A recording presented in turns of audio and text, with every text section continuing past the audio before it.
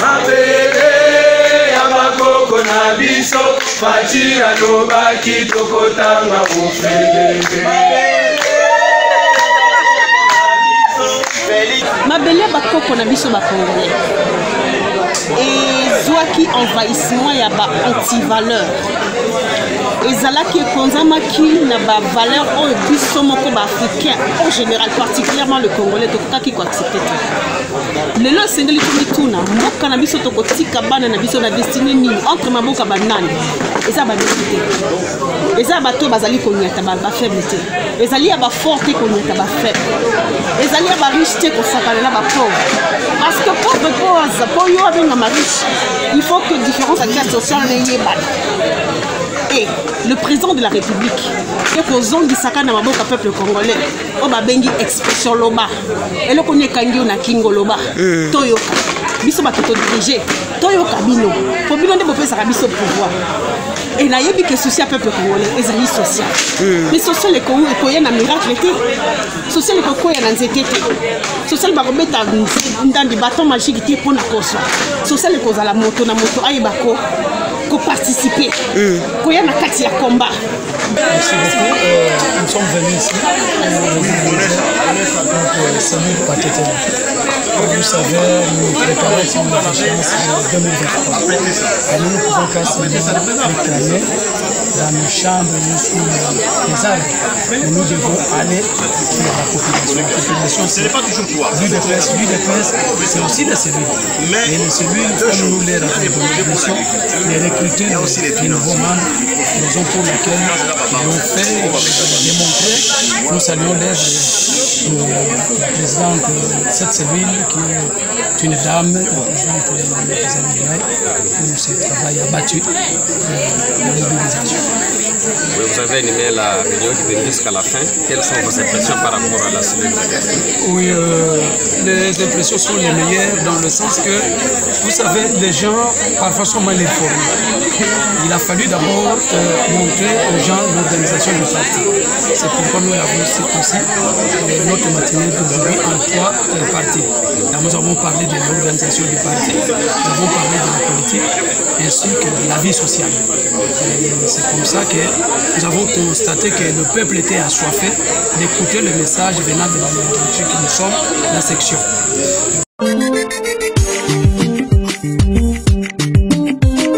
Salut fidèles internautes, nous sommes dans le monde entier, que possible nous sommes votés. Et à la cellule, il y a Gombe, UDPS Golf, je crois. Batété là, nous avons assisté na aux années matinée politique là bango. Au mingi boyebi était dimanche souvent ba matinée politique ça maka UDPS le no ba yambi président ya section ya Gombe Gare, Gombe Mobimba, président ya section Gombe Mobimba. Lelo bayambi awa alors bino nyonso bokolanda makamno ezali kolekala bande ko nango bozola na biso na minute oyo dans le monde entier même les États-Unis na Asie na Espagne na Afrique du Sud partout to pesi bino mbote en tout cas bozala débrancher te botika brancher bino na s'abonner il faut que nous sauter bo s'abonner belé alors bolanda bino moko masolo ndenge ezali koleka parce que bazolobela non seulement makambo oyo ezali ko sama déjà au président ba action président sali mais na ba action président azako programmer ko sala po mingi bazali ko discuter pe ko douter président azako promettre makambo esama te nzoka makambo esami belé bolanda bino kwa tutala. Viva!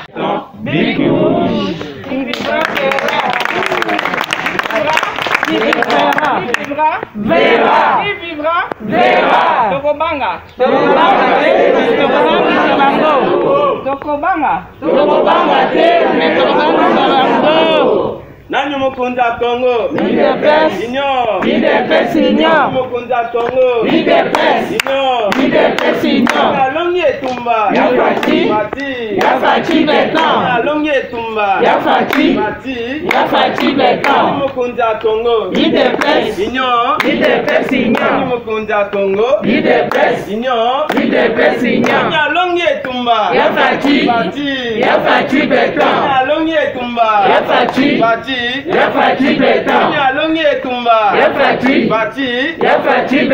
Merci beaucoup. Nous allons garder la même position. Nous allons inviter Madame la Présidente de la cellule Batété là pour remettre entre les mains de Dieu la matinée de ce soir. Bonjour tout le monde. Bonjour. Seigneur, nous vous remercie pour avoir cette rencontre avec beaucoup de sagesse pour atteindre les objectifs de la réunion qui nous rassemble. Que le retour de chacune des personnes ici présentes soit fait en toute sécurité. Dans le nom puissant de Jésus-Christ, nous avons ainsi prié. Amen. Amen. Merci. UDPS viva! Viva! UDPS viva! Viva! UDPS viva! Viva! Viva! Viva! Etienne Tshisekedi, héros national, père de la démocratie, en République démocratique du Congo, Félix Tshisekedi, chef de l'État, élu démocratiquement, béton, béton, béton, Bic rouge. Merci beaucoup. Tout en gardant la même position, nous allons chanter notre hymne du parti pour ouvrir les activités du jour. Union pour la démocratie. Union pour la démocratie. Et le progrès social. Notre parti du peuple. Parti de la majorité. Union pour la démocratie et le progrès social. Notre parti du peuple, parti de la majorité. UDPS, UDPS, UDPS,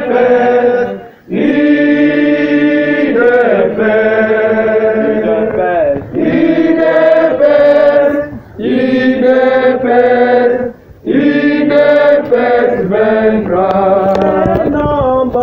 UDPS,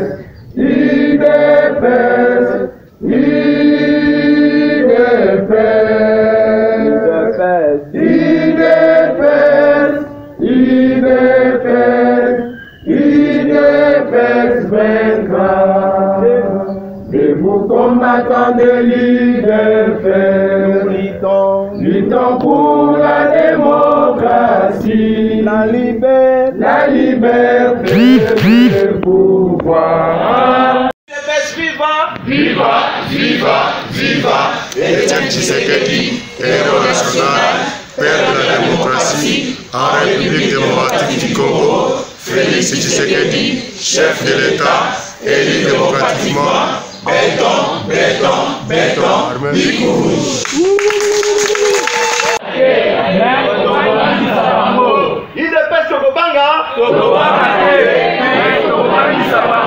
Merci beaucoup. Nakanisi tosepeli quand bien même avant de va na noter nakoumisa maloba mingi vous allez m'excuser lingala na ngeza la kamwa mabaku délai sans plus tarder nakanisi nako passer président la biso boye bakaye nakanisi lelo boye bakomo na ye évidemment ba membre ebele au bazar batu ya sika na ba o ya kala ça sera une occasion pour nous sans plus tarder madame la présidente vous avez la parole.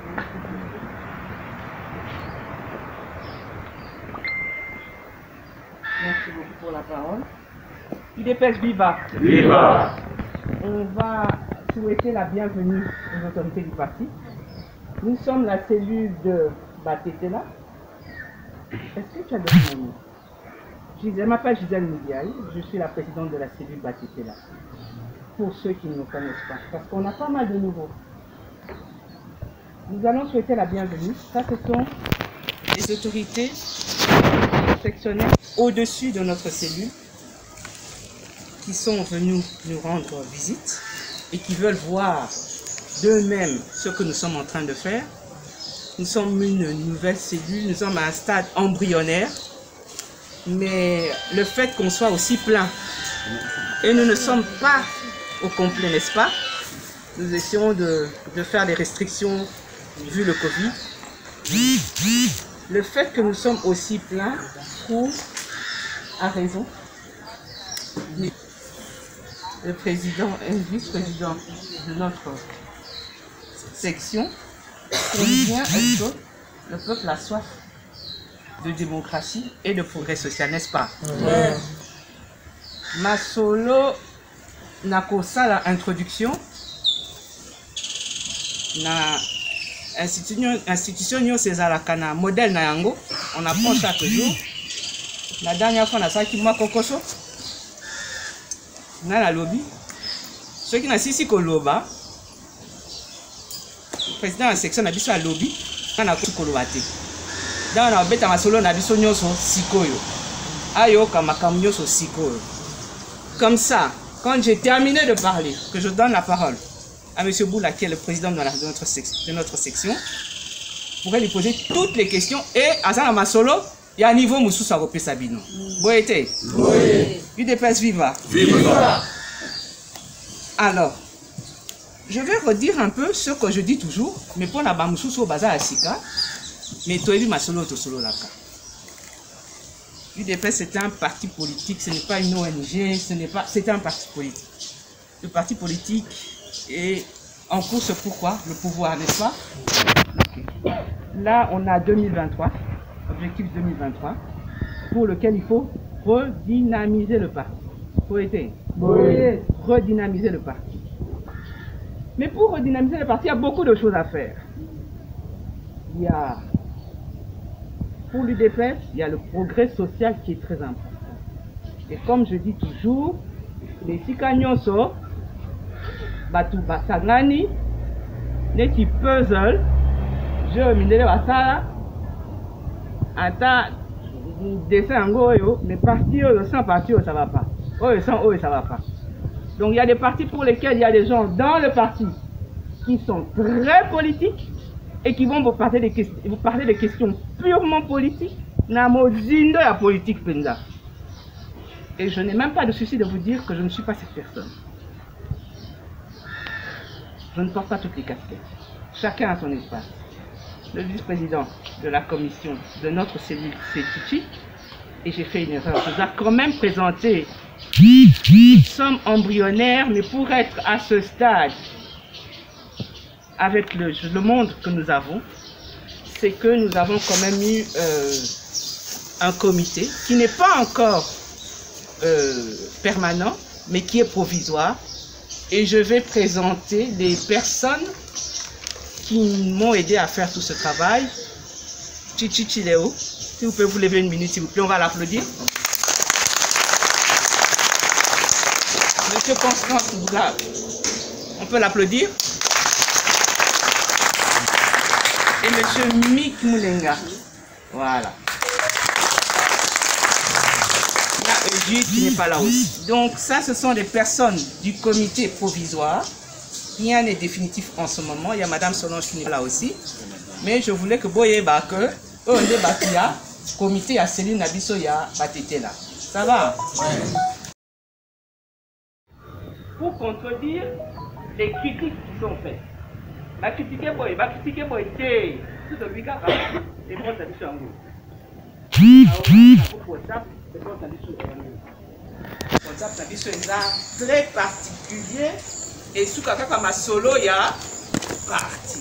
Et là comme sous soutien. Vous êtes? Oui. La ABC président, monsieur Boula, chef Nabiso direct. La vice-président, c'est vrai, ma solo est là qui toque. Pour dynamiser le parti.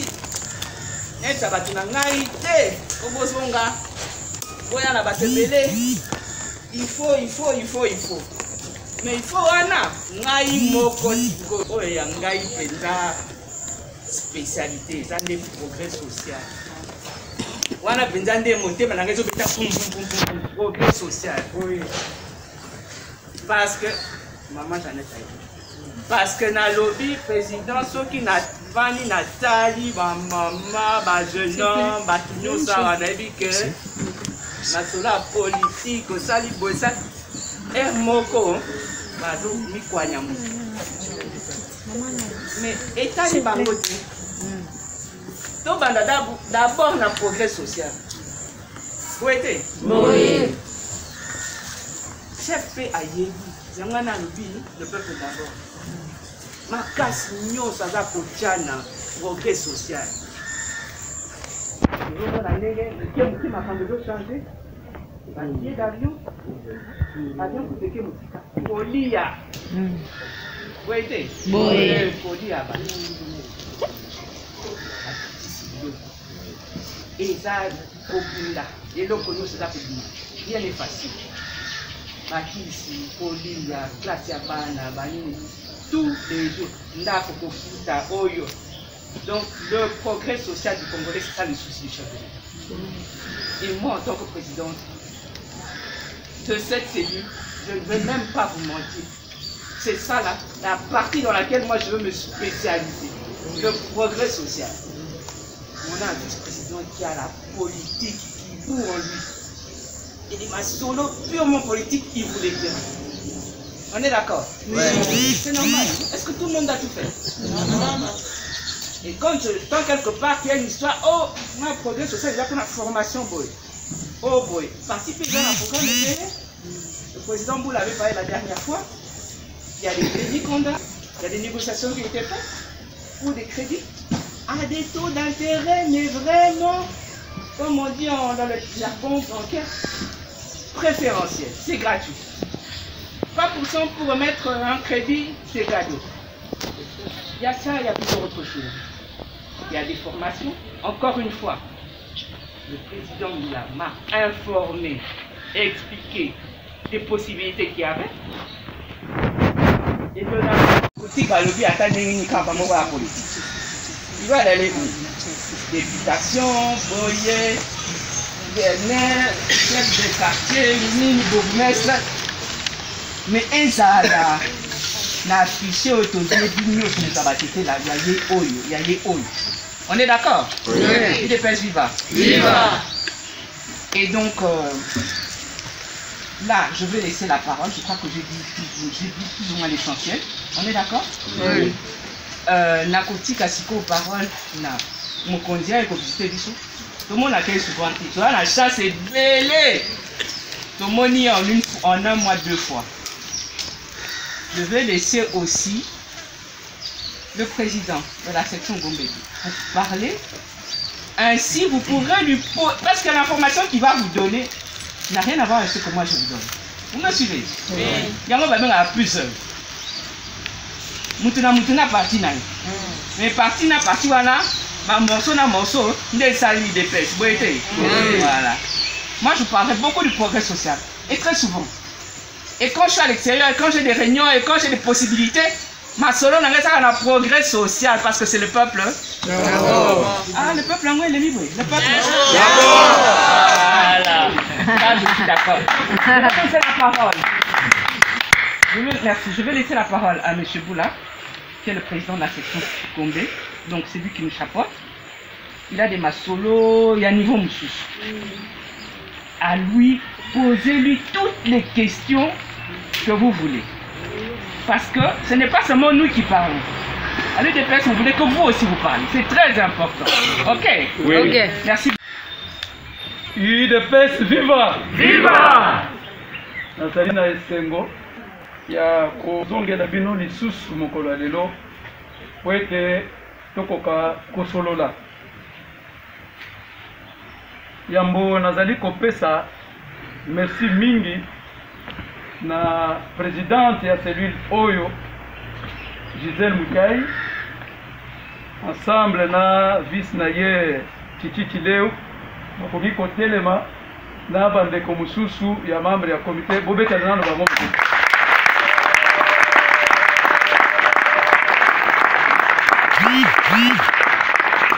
ok.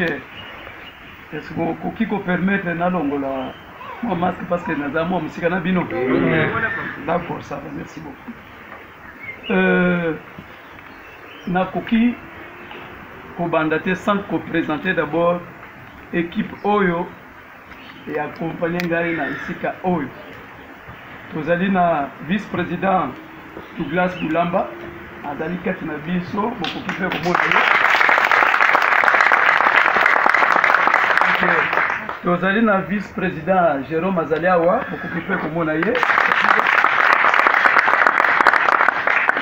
Vice-président Pascal P. Azaliwana, beaucoup plus comme on a eu. Zadina chargé, il y a organisation, Guillaume Lupungu. Zadina chargé, il y a organisation, adjoint Freddy Tinyama. Na Marseille, na chargé, il y a trésorerie, Justin Lupungu Azaliawa. Chargé, il y a département, il y a Putieux, Marcel Azaliwana. Dans le département, il y a Jaré Famille, Sissi, Chubak Azaliwana. Dans chargé, il y a organisation, il y a cellule Golf Alobi qui est vraiment essentiel dans l'Andabino Azaliwana. Namoni mutumogo azali kubomba nawa mena ko présenter azali président ya cellule gare comme on a eu CBA tellement bon on a eu fait OK na éviter ce qui mutumsusu accompagner biso enseignement na fichier national admettons que tozali na 500 écoles oyo ba yebi que 500 écoles ne yangwane sécurité foot. On a budgétisé sur 500 écoles, on a tout planifié. Mais on constate que ce n'est pas 500, c'est par exemple 300. Donc 200 mususwana ezalaka na mote ekota kana poche ba. Mais na tango bazolandela likamona po bamona clé au acharnement. De yangwana monaki mokonzi mboka a changé qui gouvernement to outi na gouvernement ya Ilunkamba to koti na gouvernement ya Union Sacrée ezali gouvernement ya peuple congolais consciencieux alobi ete tolingi to tonga mboka na biso tolingi peuple na biso a se retrouver tolingi social ezala effectif alors pour ezala effectif esengeli ba ambition na biso ezala na se ya ambition ya mboka ya toute une nation. C'est pourquoi au moni gouvernement oyo bazali ko benga gouvernement de warriors ba guerrier tango ba koti avec ministre ya FST bon moni makambo bazali ko sala il y a à peu près 200 000 nouvelles unités oyo ba wuti ko intégrer. Alors, Batouana, Basalaki, Théomi, tout ça, ainsi de suite. Mais à l'objet, il fallait tout passer à l'acte. Et Bolanda, qui est enseignant à Bisso, Basalaki, qu'on trouvait, Basalaki, qu'on bénéficiait 80 000 francs. Les lots, Basana, 350 000 francs. Récemment, Nayoki, qui est Babakissé, Bago, à peu près 20 000 francs. Mais c'est un bon geste. UDPS viva. C'est un bon geste. Babilo Konyo Swana. Et Zali Babiloko ya saluer. Aujourd'hui, des mois après demain, il y aura toujours des améliorations. Et vous allez kaka, basali les routes, basali les amabete. Il faut d'abord qu'on dise que geste va poser, ça vient na bonne volonté. Il y a mon posé en boka pour arranger social. Il y a boka na biso. Et l'autre boussousou, vous allez na performance, la mobilisation des recettes. Na mon collègue et c'est que vous avez ba réserve au biso tozwaki na kati ya mboka na biso ezalaki alors à peu près 80 millions mais les autres ont n'a pas 2 milliards de dollars ça dit ba performance donc la réserve wana ya monde sala qui est stabiliser dollar les autres yo ko dollar et matique exalté parce que ba réserve na biso ezali bien assuré à cause de la mobilisation des recettes dans la régie financière la biso. Tozali na likamususu oyo ya réalisation ya mokonzi mboka. Tozali na boyebi ke to mokonzi mboka somba kipe pato moko ya dragage. Boyebi ke oyo biso tozalaki nango ekufa mais kala mingi te asombaki bato wana tout ça donc tout ça ezali ba réalisation ya mokonzi mboka alors que autres zalaki na yango et kufa banda kana même pas détail ya donc à peu près 1974 ya kale kufaka me dala esika petango yo mokonzi ya mboka azoya kosomba nani mosusu te komona nga mesiador kiyemo.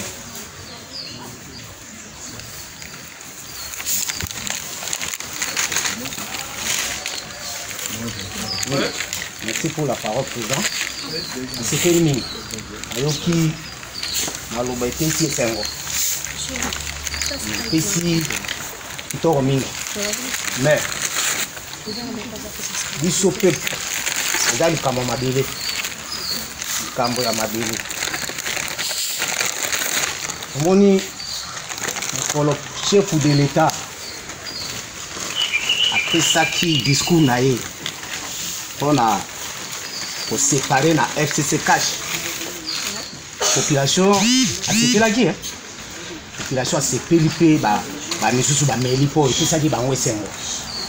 Ezalaki tobandeki komona ke blocage ezalaki président chef de l'État azoloba boye okuna ye akoti alobo ya ye mais population asepelaki alobi voilà comme akati relation ya FCC cash, c'est-à-dire que makambo ya ba congolais lengo uti koloba ezokende liboso grand biso peuple tozozela baaction oyo mokonzi azoloba lengo uti koloba baaction. Peuple congolais a souffert fort, a souffert vis-à-vis na mokaye na mabenaye, peuple a souffert. Puis n'a pas ajouté les sous. Toujours qu'il y a une élection 2023 pour soutenir le président de la République jusqu'à la fin. Pour ça la mobilisation, pour ça la sensibilisation. Et puis, biso peuple congolais, pas IDPS, en général, peuple congolais. Loi ebimi na noté, mais la congolité, c'est là c'est malin. Pour beaucoup. Ok, nakoki na comprendre ou poser pour na problème d'action. Na uti kolobawa ke mokonzi ya mboka na conseil des ministres. Olandaki na ba instruction ya pesa ki ba ministre sectoriel pour na social ya mboka. Bomoni billet ya avion ikiti. Bomoni ba prix ya biloko ezali kokiti. Ezali social de social. C'est ça les actions que vous cherchez. Ya mwana mokonzi ya mboka azali proposer. Abandi. Donc, vous êtes prêts à soutenir Mokozamboka, la mobilisation, la sensibilisation. Tenez bon, Zalaka Liboso, Yakosala Moussalawana, mais Mokozamboka, parfois vous avez voyager, avant qu'il faut voyager à quelque chose. Les loyaux et l'autre Moussous n'a pas sanaki. Vous voyez que Mboka Nabiso n'était pas fréquentable. Na côté la diplomatie ezalaki akokufa, mais à l'heure actuelle les pays fréquentés et pas batunyo sur mokili mobimba et le quoi neza musala munene ya mboka et puis mokonzi mboka awuti akoti mbala moko vice-président et deuxième vice-président président de l'Union africaine. Année prochaine bokoyoka ba promotion mususu oyo zolanda ba promotion mususu kala mingi TG ya francophonie et kosalema. Et ça par réaction, et ça par événement munene. Nous connaissons les autres comptes dans la crédit à Mokoyambo. Donc c'est ça ce que vous devez retenir. Merci. Oui, monsieur. Du parti par rapport à la problématique de la CENI. La deuxième préoccupation, c'est juste concernant les élections. Lors de son accession au pouvoir, le président de la République avait annoncé des réformes. Il avait parlé d'une révision constitutionnelle par rapport à 2 tours. Il avait parlé des élections sénatoriales au suffrage universel direct. Avec déjà des tractations qui n'aboutissent pas avec la CENI, nous sommes déjà butés à un retard. Est-ce que sincèrement, il y aura élection en 2023. Je pose la question devant, sachant que vous représentez l'UDPS. est-ce que sincèrement, si nous voulons être pragmatiques, il y aura élection en 2023? Des deux, est-ce que le président de la République maintient toujours cette position-là d'une révision constitutionnelle? Ok. À noter que la volonté, le président de la République a la volonté d'organiser les élections selon les délais constitutionnels. Ceux qui ont suivi son dernière interview quand il était à l'est du pays, le président a interpellé chaque secteur impliqué dans l'organisation des élections de pouvoir s'activer. Parce que ce n'est pas lui d'organiser les élections. Et je crois la balle était entre les mains de confession religieuse. C'est l'Assemblée nationale qui devrait donner mandat ou autoriser les confessions religieuses à pouvoir se réunir pour pouvoir se choisir le président de la CENI. Ce qui a été fait. Les confessions religieuses se sont réunies et vous savez ce qui se passe à l'heure actuelle. Et récemment, nous avions appris qu'il y a 6 confessions religieuses qui ont été reçues hier. Il reste deux autres.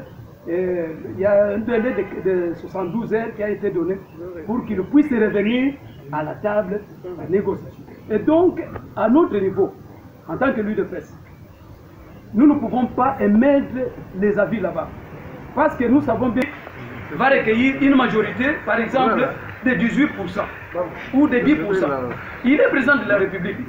Mais ce n'est pas une majorité pour la République. Donc au moins atteindre 50%. C'est pourquoi il a proposé que les élections reviennent à 2 tours, comme c'était en 2006. Comme ça, avec les 2 tours, le premier tour, ceux qui ont en avance de pourcentage peuvent se constituer en bloc pour pouvoir un peu, non seulement formaliser, mais atteindre quand même la majorité en fait de gouverner.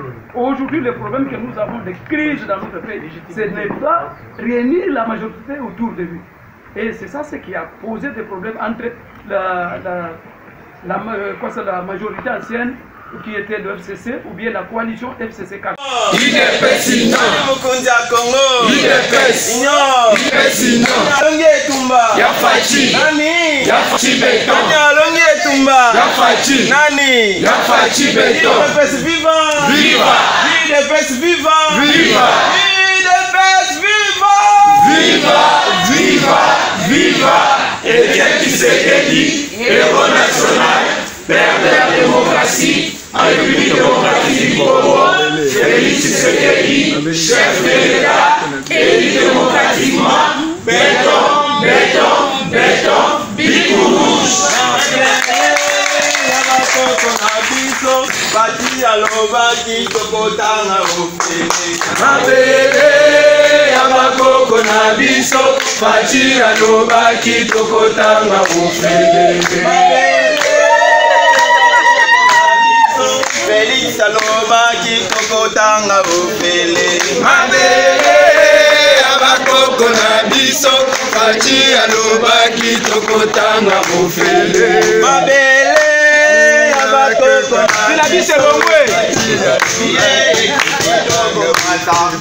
Amele abakoko na biso. Viva. Viva. UDPS viva. Viva. UDPS viva. Viva. Viva. Viva. Etienne Tshisekedi, héros national, père de la démocratie, en République démocratique du Congo. Félix Tshisekedi, chef de l'État, élu démocratiquement, béton, béton, béton, big rouge. Mabele bakoko na biso ba Congolais. Et zwaki envahissement ya ba anti-valeur. Ezalaki konzamaki na ba valeur oyo biso moko ba africain en général, particulièrement le Congolais tokaki ko accepter. Lelo sengeli tumituna mboka na biso tokotika bana na biso na destiné nini entre maboka banani. Eza ba décidé. Eza bato bazali konyata ba faible te. Ezali ya ba forte konyata ba faible. Ezali ya ba riche te ko sakana na ba pauvre. Parce que pauvre pose pour yo avec ma riche, il faut que différence à classe sociale n'ayez pas. Et le président de la République, qui est posant du sakana maboka peuple congolais, on va bengi expression loba. Et le connaît kangi na kingo loba. Toyoka. biso bato todirige toyoka bino po bino nde bopesaka biso pouvoir et nayebi que souci à peuple congolais ezali social mais social ekoya na miracle te social ekokoya na nzete te social bakobeta ndandi baton magique te mpona koso social ekozala moto na moto ayeba koparticiper koya na kati ya combat démocratique kokota na kati ya bitumba yango ezali nini bitumba yango ezali nini bitumba ezali yoka idéologie elobi nini neti likambo tozobeta likambo ya microcrédit eyokamaki te toyokango na parti politique te koya kosalisa peuple eza na bato baza na batalent me baza nini akoki akobanda kosala ndenge nyonso bapesi ye te boya ya kozwa crédit banda lakisa biso de quoi tu es capable parce que na kati ya peuple il y a des gens qui peuvent nourrir le Congo pas seulement les Libanais pas seulement venir ailleurs mais les ressortissants ils peuvent le faire manque de moyens boya boyoka idéologie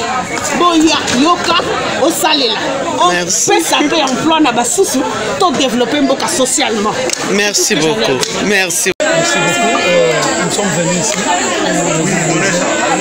pour saluer Patété. Vous savez, nous préparons une échéance 2023. Et nous ne pouvons qu'à se réclamer dans nos chambres, ici, les arbres. Nous devons aller vers la population. La population, ce n'est pas toujours toi. L'UDPS, c'est aussi des cellules. Et les cellules, comme nous les avons donné de mission, les recruter les nouveaux membres, raison pour laquelle ils ont fait démontrer. Nous saluons la présidente de cette cellule qui est une dame, la présidente des Améliorés, pour ce travail abattu de mobilisation. Vous avez animé la réunion qui vient jusqu'à la fin. Quelles sont vos impressions par rapport à la cellule? Oui, les impressions sont les meilleures dans le sens que, vous savez, les gens parfois sont mal informés. Il a fallu d'abord montrer aux gens l'organisation du parti. C'est pourquoi nous avons circoncis notre matinée d'aujourd'hui en 3 parties. Là, nous avons parlé de l'organisation du parti, nous avons parlé de la politique ainsi que de la vie sociale. C'est comme ça que nous avons constaté que le peuple était assoiffé d'écouter le message venant de la hiérarchie que nous sommes, la section. La prochaine étape, c'est la cellule de la science. Nous sommes déjà convenus avec eux. Nous allons descendre là-bas pour redynamiser. Mais la journée du 25, c'est pourquoi je profite de votre micro pour lancer un appel à tous les combattants et combattantes de notre section de l'UDPS de venir le 29 de ce mois d'août, parce que nous aurons une grande matinée politique. Et cette matinée-là sera consacrée d'abord pour l'adhésion massive de nos membres et aussi pour redynamiser nos membres de la base. La matinée aura lieu. Ça sera sur croisement au siège de notre section, au croisement des Huileries ex-Tombalbaye, qui est appelé Tombalbaye actuel, M83. Venez là à 14h, je crois que vous êtes déjà invités. Venez là, vous allez couvrir la manifestation. Nous allons tenir une grande matinée politique parce que c'est ça notre devoir, c'est ça notre mission. Nous devons redynamiser le parti, nous devons travailler pour le parti. Donc nous faisons notre part. Merci beaucoup.